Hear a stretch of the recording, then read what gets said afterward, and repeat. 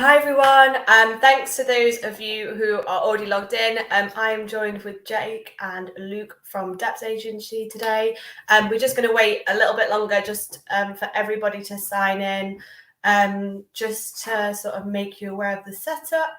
We have a comments box, so we'll monitor these comments and then you can ask all your questions in here. If you have anything that you'd like to add, feel free to use the comment section for this. We will have time for question and answer at the end, so we'll save all the questions till the end, but feel free to add them as the event is going on. It's going to be a presentation by Jake and Luke that lasts about half an hour, and then time for question at the end. If you do have to jump out of the event for whatever reason, as always, you can catch up on YouTube, and feel free to message me if you have any other questions. But yeah, so my name's Alice. I am the careers coach at Manchester and Leeds Code. And as I introduced, I'm here today with Jake and Luke.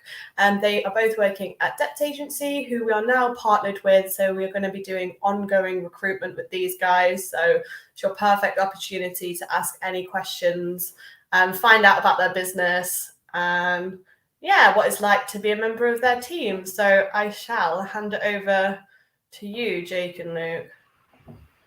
Hello, everybody. Hello. So, good morning. Well, technically afternoon now, 12:30. Good morning. Let's talk about agency life. So, Luke and I work at Dept Agency. Agency life is different from in-house, and we're going to talk to you about what it takes to make it in an agency, digital agency role. So, we're going to introduce ourselves. We're going to introduce Dept. We're going to talk about some of the work we do. Luke will talk about the average day. And we'll talk about agency versus in-house and how you go about getting into an agency, and then any questions at the end. So first of all, we'll start with some introductions. My name's Jake Smith. I'm the Solutions Director. I'm the Senior Management Team at Dept. I have been with Dept for 2 years. I previously ran my own digital agency for 17 years. And before that, I was working on the internet for 5 years. So I've been paid to make websites since about 1996. That's quite a while. And with me, I've got Luke. So, Luke, would you like to introduce yourself? Yeah, cool. I'm Luke. I'm a front-end developer. I've been at Dept for a year and about 10 months now, so coming up to 2 years. I am ex-Manchester Codes alumni, so I was once one of you guys. So, yeah. Luke is living proof. So, next up, let's see. Who are Dept? Well, as you can see, that's from our last get-together before COVID happened, where we all went over to Amsterdam for a party. Dept are a team of over 2,000 thinkers and makers in Europe and the Americas, and this number is increasing and locations are spreading. Dept has operated by a model of acquiring agencies to fill in skill gaps in different markets. So the rise has been pretty rapid, and there's a lot of people there. Slack is amazing. There's about 2,000 people on Slack and different channels, pretty much everything you can think of. But our mantra is we're big enough to cope and small enough to care. And this sort of goes against the big faceless agency type of feel that you can get. You know, you'll understand who you're working with, you'll know the names of the teams, etc. And we do care about the work we produce. So some of our experience, we work with a lot of clients. These aren't just Manchester Dept, DT UK. These are across the group, although a couple of those logos are ours, Triumph in particular. This also needs updating because we've done an awful lot of work since these slides were put together too. You'll recognize some of the names. And this can be a variety of, whether it's website builds, whether it's AR, VR, mobile phone apps, digital marketing, online, etc. The work covers quite an expanse. So we're based in Manchester. Our company is called DT UK, which means Design and Technology UK. We tend to work with CMSs and directly to B2B customers. We do have some B2C, which is business to customer, sort of as Triumph. They will be showing their wares to the average man on the street to buy.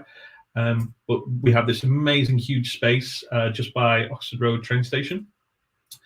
It's beautiful. It's lovely when more people are in. Obviously, with COVID, we've had a bit of a torrid time, but we're starting to get events together and get the people back in. Recently, we were the winner of the large digital agency of the year with Prolific North. We've won this for 3 years on the trot now, which has been a real big driver for us because a lot of agencies exist to win awards, but that's not our mantra. We do great work, and the awards that come with it are a great reward for the work we do. a good group of members of the team there. And we're not just sending anyone we're not sending senior management to these award events. We got a range of people from the DOS team, the juniors who've started, a range of talents. So we're quite inclusive on who we send out to be celebrating. So what do we do as DT UK? We do a lot of, as I mentioned, content management system sites for large clients. This one you should recognize. Well, it's London Marathon Events, which had their run this weekend. So as you can see, the timer is down to 0 when I screenshotted this yesterday. We've built a lot of real estate for London Marathon Events. We've been really lucky to be able to do this as a Greenfield project with Sitecore and React Frontend using JSS, which is really new sort of technology and way to deliver content. We've worked with Triumph now for many years, maybe I think 4 years or so. We've inherited the code base. We've added onto it. We've removed old code, but we've built whole new sections like the bike configurator in React.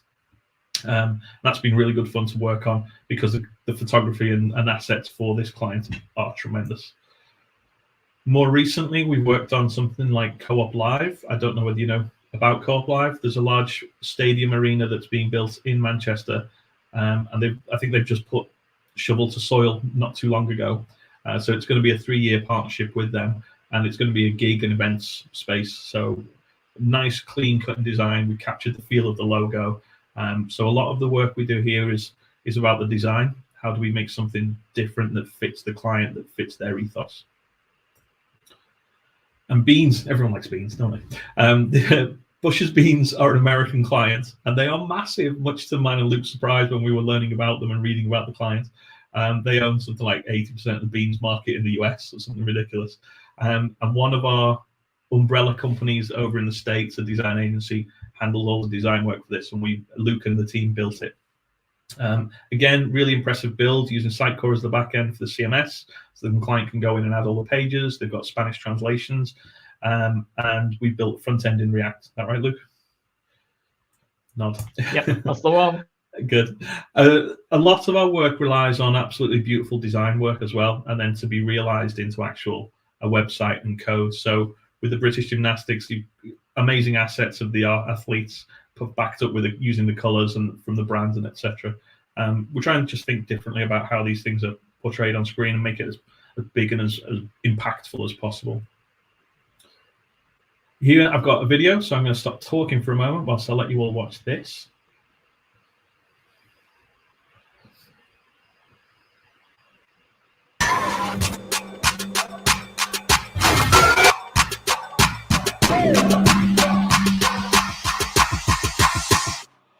Break.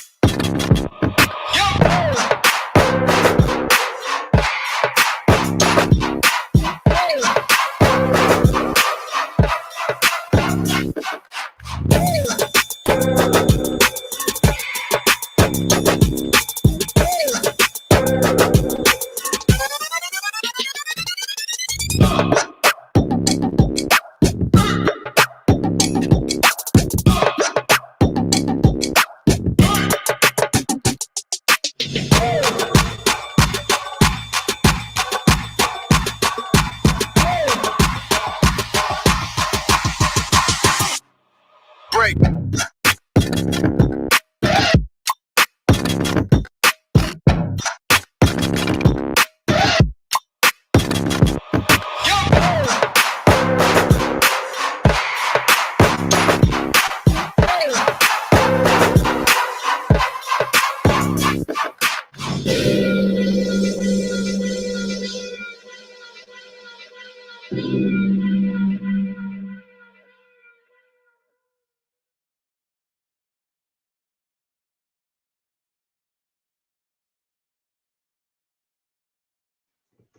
Jake, I think you're muted. Thanks. That's a typical work from home problem at the moment now. You're muted. Yeah, the video captures a lot of work we've done over the last 2 years. You can see there's a real strong element to the design work, and that has to be realized technically, solve problems for the client, to build solutions that generate money for them, build revenue, but achieve their actual output, their mission statement. For example, with the Haven one, booking holidays and caravans, the revenue shot up because we've made the whole process interactive, fun to use, easy to follow. Delighted by the results. A lot of our work does revolve around spending time crafting the design for the client, understanding what their market is about, their ethos, how they're progressing the work, who they're competing against, just the usual discovery work, but then we know we've got the technical engineering ability to make it come to life. I'm gonna watch it again. There we go. So myself, my role is in management. As I mentioned earlier, I've been within the web design industry for over 20 years before joining Dept. So I have an understanding how digital agencies work, how to build performant teams, technology, understanding how its uses, when to use bleeding edge, when to go safe and use something that's going to accomplish the task. And I work with across all the production teams. So that's front end, back end, DOS, which is our digital operations services. So once a site has gone live, DOS teams look after the output and day-to-day management. DevOps, infrastructure of AWS and Azure sites. I also work with the QA teams to make sure what we're delivering is quality, and design and UX as well. So I have quite a bit large remit at the moment. So most of my day is spent on Zoom calls and Google Meets chatting with people, seeing how they're doing, how can we remove problems and let them build the best work that they can. Luke. Cool, yeah. I guess on the production side, I'm one of the front-end devs at Dept. I guess I can go for an average kind of what my day kind of looks like from start to finish, Cool. So for me, it's normally wake up, roll out of bed sometime about 7 o'clock and then jump on. So the first thing we tend to have is a stand-up in the morning. We'll have, 30 minutes, 45 minutes of catching up where everybody is, dependent on the size of the project. We'll go through tickets, any blockers, any issues you're having, and try and resolve them then and there, or put a solution in to resolve them. Then, if the project's big enough, because the first stand-up is normally with the entire team, we have, I in my current project have a second stand-up just for the front-end team, and that will be us just talking through solutions, what we're going to do, how we're going to deal with something, or if, again, any of us have any problems and if either of us can help each other. After that, it's normally going over to Jira, which is similar to Trello. That's our ticket management system. Pick up the tickets that I need to do for the day or what I'm currently working on. Have a little bit of a brief look through, rejog my memory, figure out where I was up to, and then continue working. During the day, we could be working with anything. So I could be on an e-commerce site, could be working just on a calendar site, something that's very visually appealing rather than business to client, I think it is. But yeah, and then I could be supporting people as well because I'm a mid now. So I could be supporting people whilst I'm working throughout the day as well, helping juniors with their work. And yeah, after that, back to bed, wake up, do it all over again. Yeah. What tools do you use during your day, Luke? Tool-wise, it depends project to your project. Obviously, we've got some legacy stuff, which is normally in handlebars. More recent stuff is in React. We normally use Storybook and use more so than not a component-based architecture. So we'll build by component rather than the whole app at once. Next.js, we've got Gatsby. We're doing a lot of headless stuff at the moment with Contentful. I think we're moving more into that, which will be, I don't know if we are picking up Sanity, but somewhere one of the headless solutions I think we're thinking about as well, but mainly Contentful at the moment. We do some visual tests. The project I'm on now is fully tested with a React test library. TypeScript is becoming pretty big in adoption in Dept. So yeah. And Slack. We get most of this done across Slack, don't we? Yep. All day, every day, Slack. Yep. Yeah. Communication channels are one of the strongest and most important things you'll find in an agency, especially with the work from home that's been forced upon us, but has been, a real blessing in a way. it means you have to communicate. You have to go the extra mile to make sure you communicate that you've been communicated with, and let people know vice versa. But we have channels for everything. So each project has a channel. Each client usually has a channel. We have Random, the Team UK, a Manchester channel, video games, films, music, etc. And I think one of the biggest things about an agency is you put yourself out there, you get involved in these other channels, you'll build relationships with the people you're working with. And then when you get paired up on a project later on, like, oh, you're into Magic the Gathering or whatever, and you can bounce off each other, and you're making these friendships that are integral to get you through the tough parts of a project as well, because you can rely on someone, you can laugh about it later on. So I cannot remember what's on the next slide, so let's see. Agency versus in-house. So I wasn't going to write anything down for this, but I think this picture sort of shows it all. As you come through Manchester codes and you leave, you'll probably have offers from in-house roles and agency roles. And in-house has grown massively over, I'd say, the last 10 years.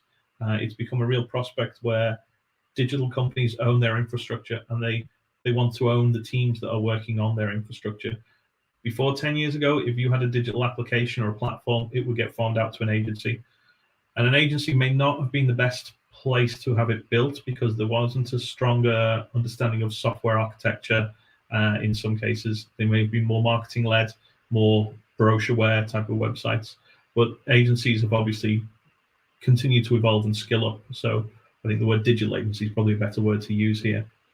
And the way an agency operates is that we sell hours and creativity. So every member of staff has a billability percentage and a utilization percentage, and we charge the clients for that person to work on their project. Typical project team looks anywhere from 5 to 9, 12 people, depending on how many front end and back ends we have on.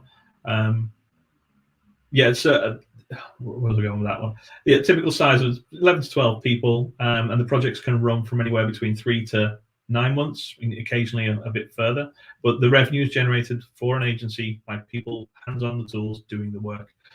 And in-house, the difference is that you have a bit of a slower time scale to get some work done, not all. And I am generalizing because hands on heart, I've worked in agency all my life. So as a professional, so that's quite a while, probably 27 years or so as an agency-led person. But I know a lot of people who've come from agency to in-house and in-house to agency, and the timescales seem to be a little longer. You have squads that maybe look after one element of a website instead of developing the whole website.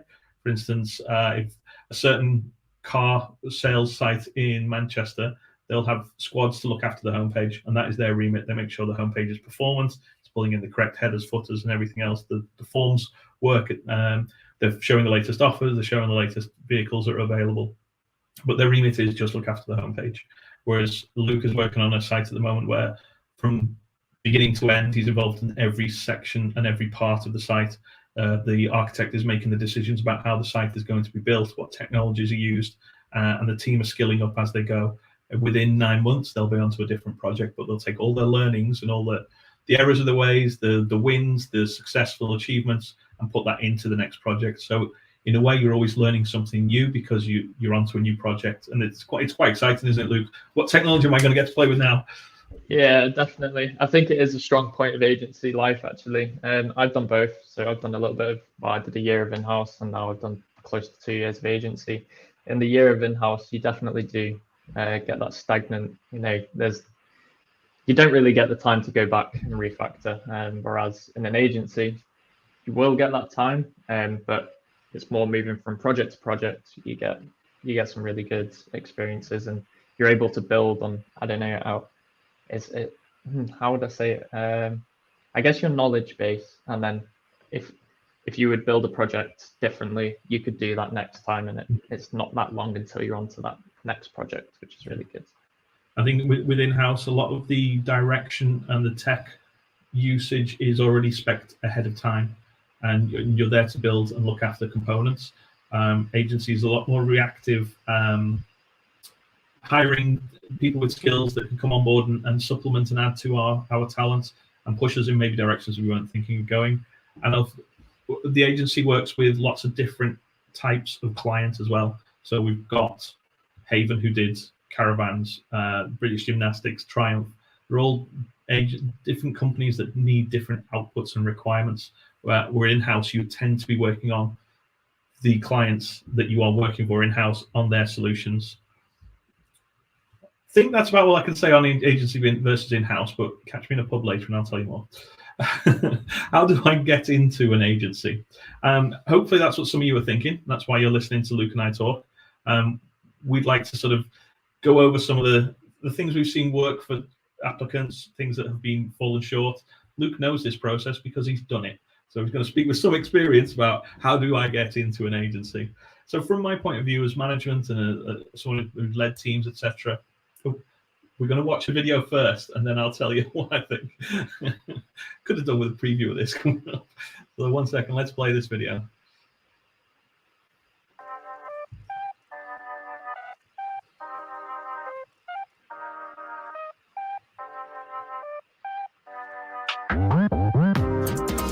I wanted to work at Dept as I was excited by the energy the agency had.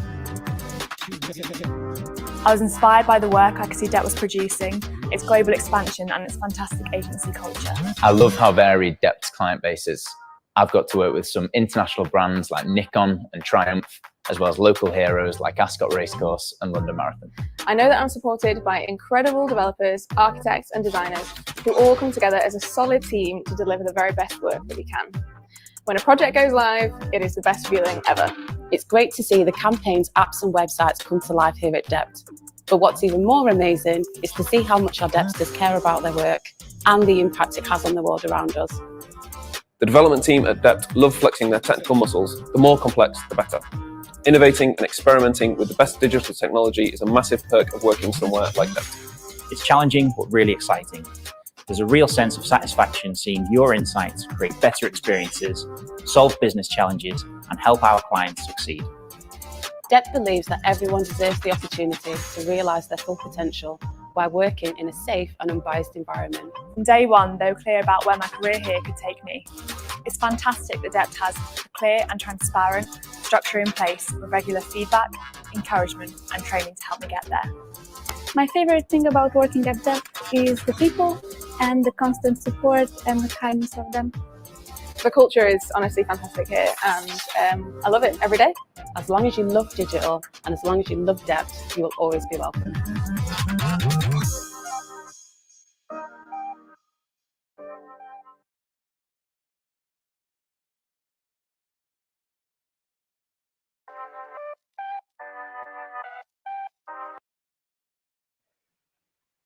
Muted again, Jake. I'll get this right one day. Keys to doing a successful interview. Points from my side as a management person who interviews a lot of people, whether they are coming straight from a training course, they're coming from university, or they've already been in an agency.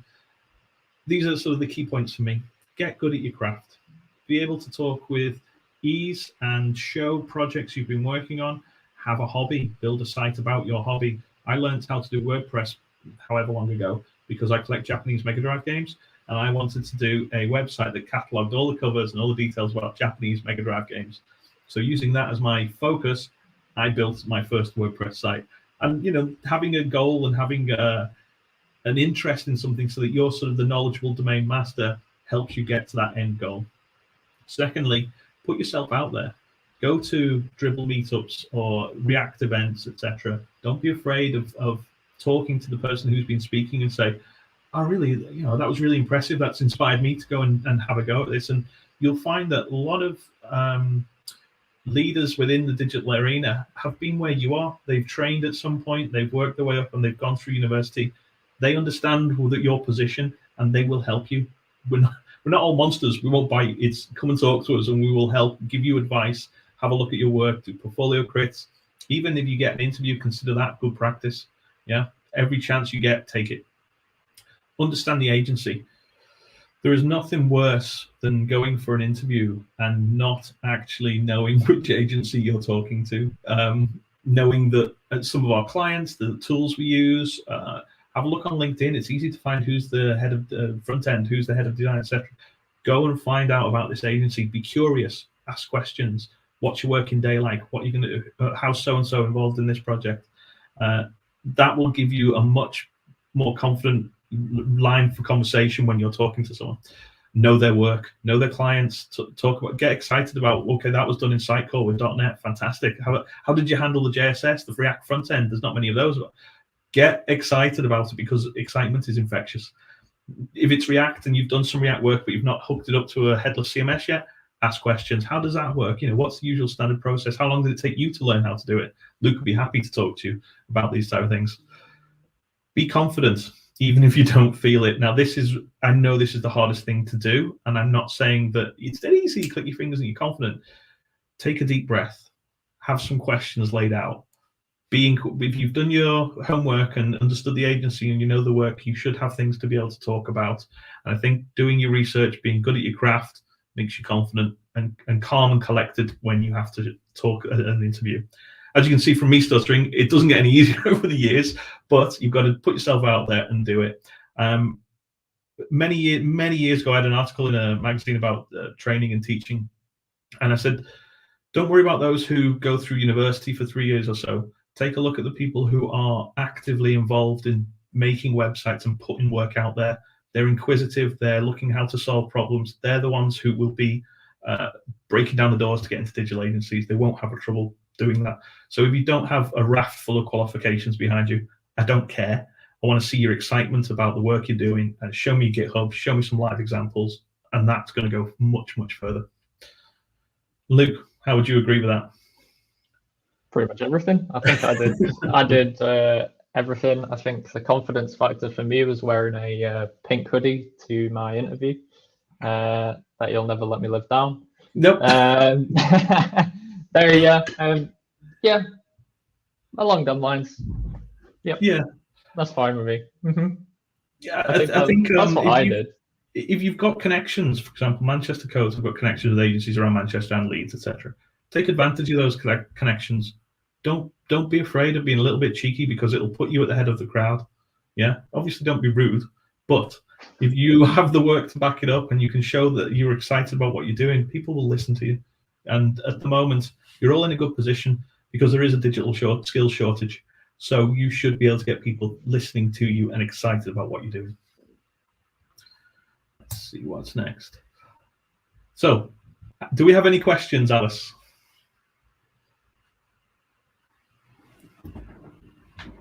Alice? I'm back. Hello, everyone. I was just watching. That was great. That was really good. Thank you. I'm sure we'll probably have a lot of questions from people if they would like to start asking those into the comment boxes. I've actually got a couple that I think could be quite valuable. So you mentioned Greenfield Projects. Would you just mind explaining what that is to the students? Because I think that's something that's so exciting about when you're working with like a digital agency or with an agency instead of in-house. Sure. Not every project is Greenfield. Greenfield means that there's no existing infrastructure or technology that's in use, and the client's kind of open to going with anything new. Now, this is a rare luxury and a rare opportunity to use some of the cool new tools. Quite often, if a client has like a Sitecore existing site, they'll have so much data and so much analytics in there that they don't want to jump from that platform. They want to keep using Sitecore, but we then change how the customer journey goes, what the look and feel is of the site, whether it's React or templated or whatever it may be. But ultimately, they're still using Sitecore as the base. Greenfield, everything goes, and we can decide how we're going to build this. We're going to build it on Azure, on AWS. Are we going to have it as a headless CMS with Contentful? Is it React front? The lot, and that's quite exciting. Cool, perfect, thank you. So I've had a question in from Helly. Hi, Helly. So a career in UX UI is the interest of me after finishing the Manchester Codes bootcamp. Are there any courses or anything that you would recommend for somebody that's looking to sort of go into a UX role? I'm not sure. I don't know about courses. Honestly, I would have to get onto the UX team and say, right, well, where would we go? And that's fine. I will do that. I will go and ask them and say, right, we've got someone who's eager to get going. Where would you suggest going to? I think places like Manchester Codes are really good because the way you're working with Slack and with online sort of tuition and building teams to build projects, it almost mirrors how we work in real life anyway. You're becoming fit for purpose for working in an agency, because over the years I've interviewed many people who who may have come from school or from a different company into the agency life, and they're not communicative enough. They're not going to put themselves out there and just go that little bit of an extra mile, because the more you put yourself out there, the more fun you'll have building within teams. Yeah, thanks for saying that, because I say that to people all the time, so it's nice to hear that coming out of someone else's mouth. It makes a difference. I mean, Luke is a prime example, because Luke gets involved in anything. In his first 3-4 months at Dept, he was like, I'll do that, I can do that, I'll work on that. And it was just, it's a joy to have someone who's so interested in the technology, in the field, that his learning just went like a rocket, because he put himself out there, out of his comfort zone, and learned a lot. Yeah, that was actually a question I had for you, Luke. I guess from your experience with Manchester Codes, and then did you work somewhere else before you started Dept then? Yeah, for a year. Yeah. Okay, cool. And I guess, how did it sort of translate your experience with Manchester Codes going into your first role and then moving over to Dept? I'd say from my first role. So my first role was a little bit different. So I went and learned C# for a year. As well in this previous role. So I did C# for a year. So I don't really technically count that as my first role, because I did something completely new and had to start from scratch. That was a gap year. Yeah, moving into Dept though, which is basically what I learned at Manchester Codes. It's pretty much the same. You know, we learn React, we do the testing with Jest and stuff like that. Express. There's not too much back-endy work with Express or anything like that. We do have some Node apps around that, and we do use serverless on some of the Node routes, Next.js routes now. So that kind of bleeds in a little bit now. But in terms of Manchester Codes to Dept, it's bang on, pretty much the same. You know, Slack. I wanted that in the first job, and that's one of the main reasons why I left the first job, to get a bit of a community like I had at Manchester Codes. So yeah, pretty similar. Yeah. Okay, cool. So Maggie's asked a question. Are you solely based in Manchester, or would you hire all across the UK? We hire all across the UK. It depends on the role. So if you're more sort of senior management of heads of divisions, it helps if you're closer to the office, so you can be in to talk with clients, to manage teams, organise events, etc. But that doesn't stop us. We've got someone in Bournemouth, Stoke, and 2 people in Spain. So yeah, it's okay. Cool. Sorry, just to add to that, Dept as well, as you see, is a global agency. So we're always looking to take on anyone for the right skill sets. We've recently acquired an agency down in London called Byte, who do a lot of digital marketing. So continuing to grow. So there's always a London office as well. So even if you work for the Manchester team, you could be based in the London office and use the Dept offices and work during the day there. Cool, thank you. Ashley said it's not a question, but the artwork on those skateboards in the back's really cool. Yeah, I saw that come in and give it a thumbs up. So all these with the elephants on is a skater called Mike Vallely, and he's my favourite skateboarder. I still skate, believe it or not. I had another question, and it's just completely gone. Would you accept somebody part-time, or do you just bring people in full-time at the moment? Part-time, it would be difficult, I think, in terms of being able to apportion learning and work, and having the deadlines that we have to deliver work. They wouldn't work too well around part-time. Okay. I think one of the troubles we've had with work from home has been onboarding and looking after new starters who are more junior. It's always been a trouble. And I think one of the reasons we're talking to Manchester Codes is to try and not just take one person on, but 3 or 4, so that you can continue to work with people you're already versed with. You can bounce off each other to solve problems, and you're already accustomed to a way of working. Yeah, and I think as well, working full-time and also sort of working full-time within an office within your first 6 months, I always think is quite important, because you can sort of slip through the cracks a bit and you can get forgotten about, or your skills might not be up to scratch compared to other people. So I'm sure that's something I love. And I think as well, you would miss out on most of the culture if you weren't able to get in for certain things that go on. And Luke is nodding furiously about the culture. Yeah. Come into the office. Yeah. I mean, are you in the office, Luke? So it looks like you're at home. No, I'm at home. But takes Luke into the office. It's all yeah. We have loads of events. We have like Pizza Fridays. We go to the pub every now and then. Nice. What else do we do? There's a board game night. There's book club. There's everything. D&D group. Yeah. Another couple more questions. So, what kind of career paths and progression do junior designers have at Dept? Yeah. And what sort of training do you offer for junior developers? Yes. So with the designers, we just took on 2 motion graphics designers as interns. They've worked with us for, I think it's 3 months, might be 6, of which at the end of it, there was a role for Dept. So they had a fight to the death, and we chose the winner. we both offered both of them the job, and it was the one who was able to produce the strongest work out of the 6-month internship.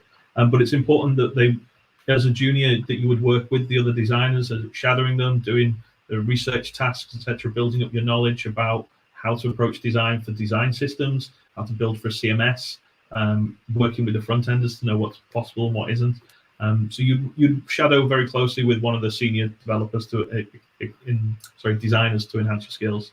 And in terms of the junior developers, we offer a lot of training. So there's React courses that we'll put you on straight away. You'll start to pick up quickest by jumping on a project. So if you already have a strong React background, I say strong, a good React background, we always offer a tech test first to get a feeling of how strong you are. And then from that point on, we know what kind of work we can put you with. Then we partner you with a mid or a senior, and they would oversee your work, give you small pieces of functionality to build, then review your PRs, etc., point out where you could have done something better. Luke, do you want to talk about how you work with Matt, for instance? Faulkner. Yeah. Yeah, cool. So Faulkner is a senior front-end developer, and I work pretty closely with him. So on the current project I have, I am still supported by Faulkner. So anything I have a problem with, I don't understand architecture or something along them lines, I'm struggling with a solution, I will speak to Faulkner, and I have the same that cascades down. So I have a guy called Sam, and then it all works in a kind of step-by-step thing, and anybody who needs help gets it. We don't forget about people. Yeah. We actually put a lot more esteem into someone going and doing their own research and trying to solve a problem, rule out the obvious, and then come back into ours and go, right, I've tried this, I've tried that, and this, and none of it's working. What have I missed? And then you kind of rubber duck it a little bit and sort of say, well, where are you getting your data from? How are you transform? That's where it, and you sort of work out the problem. And that sort of learning process, it's supportive, but it's encouraging you to do the learning. Cool. A question for you, Luke. What advice would you give somebody finding their first development role after completing Manchester Codes? I guess you could give a bit of advice on this, but I don't know whether things have changed a bit since. When did you do the course? A while ago. Almost 3 years Was there ago. a career coach when you did it? No. No, okay. It will have changed a bit because I'm here to help now as well. But I guess what would be your advice for a junior developer looking for a role after completing the course? Yeah, so I would say after leaving Manchester Codes, continue learning. That's a big one. Don't think that I did it in my first role a little bit, where you think you know more than you do, and you don't. And I had to step down a little bit, which is absolutely fine, and it's part of learning that you don't know everything. So I stepped down a little bit and actually went back and tried to find gaps in my knowledge, and I think that made me a lot better of a developer than I was, rather than being really stubborn and saying, I know everything, whereas I don't. That's a big one. What else? Get confident as well. Kind of the anti-opinion to what I just said, but you do need to be confident with what you say and be able to back it up. So getting your knowledge to that kind of level where if somebody went to you, do you know what a HTTP only cookie is? You need to know that, and be able to go, oh yeah, nothing to do with front end, back end needs to send it, stuff like that. So being able to, I guess it comes from experience as well. So build as much as you can, pick something, build it, do it. That's the best way. Agree with that 100%. Have a personal project, build stuff. Cool, that's good. And that's good knowledge as well. I think people like seeing that on interviews, don't they? They like seeing what you're working on, what you're continuing to learn. And I definitely think that's really good advice. And you mentioned it earlier, Jake, as well, where you said about sort of the community and getting to know the people who work for Manchester Codes and the companies that we can put them in touch with, because I think like it sounds like Dept have got a really good community, but I think the tech community as a whole is incredible and so supportive, and I think we can really lean on that as well. So like you said, getting prepared for interviews can be so easy because you're probably going to know somebody who knows that person that's interviewing you. Yeah, and Manchester's very small. Manchester's a big, small place, so there is a lot of opportunity, but what you'll find is a lot of the owners of the agencies or the leads will know each other as well, and so we'll turn up to an event and we'll go and watch it and like, oh, that was great, that wasn't it? And if they we're looking for designers, we're struggling, I will say, well, I know a couple of juniors that you might want to talk to. We will share these recommendations, and we're not sort of out competing to sort of knife each other in the back, as it were. We are supportive of each other because Manchester's a small place. And, you never know where you're going to end up next. So be nice to everyone. Be supportive. It'll come back round, yeah. Yeah, it does. It definitely does. Justin asked a question first of all, said great presentation, guys. And then, so I'm currently in-house, funnily enough, split between C# and JavaScript. What would you say would be the most difficult part in transitioning from in-house to agency? So I guess this is more directed at you, Luke. I don't think it'll be too hard. So with us adopting TypeScript at the moment, it's pretty similar to C# with the typing.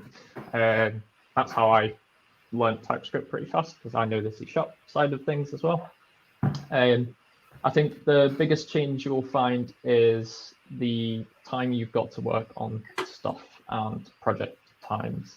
So you will potentially in-house, let me think of an example from where I used to work. Let's say I had to create a date widget and I would have 3 weeks to build something like that. It'll be shorter, but you'll be working on it more, and you'll have a lot more support than what you would in-house, because in-house you have then people, the higher or senior people working on the more important things, so say entire journeys instead of just a widget. And I think you'll find that projects end quicker and deadlines are quicker, but it sounds bad. That's not bad. You're gonna have a lot of support to do that kind of thing. Varied as well, isn't it? So yeah, you're always looking forward to your next project that you might be taking on or whatever. Yeah. Okay, in terms of like the squad size, we tend to have anywhere from like 5 to 12 people on a project at one time, but we have like 5 or 6 of those projects going on at once. So you can ask questions across the teams and get input, and sometimes a fresh pair of eyes really helps solve the problem. And it's the ability to reach out within our internal teams, but again on Slack, we've got front-end channels, a front-end guild, and you can drop in there and ask a question. You've got then the Dutch teams, the German teams, the Argentinians, everyone can sort of, have you tried this? And you get to the bottom of problems a lot quicker. It's like really collaborative then as an organisation. Yeah. And I think that's something we try to push on Slack as well, so it's nice to see it's a similar practice that you guys are doing. Does anybody else have any other questions? If they have anything, please feel free to drop them in now. Otherwise, I'm always contactable on Slack. Jake and Luke are on Slack. I can ask questions to them.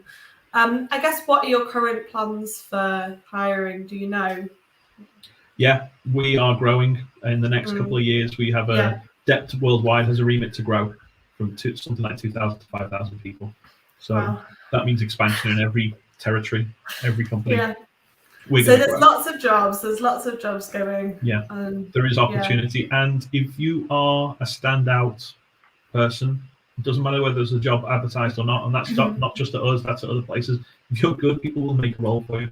They'll bring you in. So don't be afraid to knock on the door when there's no job listing, etc. Cool, that's good advice, thank you. Cool, well, I'm going to end it there then. I think we've had all the questions through from everyone who's watching. If you are catching up on this and you do have anything to ask, feel free to send them over to me on Slack. I can put those forward. Check out the Dept careers page. I'm sure there's loads of advice and things you can have a look at on there as well, which I'll also link in the bio below. But yeah, thank you so much, Jake and Luke. That was great. Very informative. Thank you for inviting us to speak to the team. No, it's really cool. Good. No, thank you. Well, enjoy your afternoon, everybody, and thank you for watching. Thank you. Cheers. Bye. Thanks. Bye.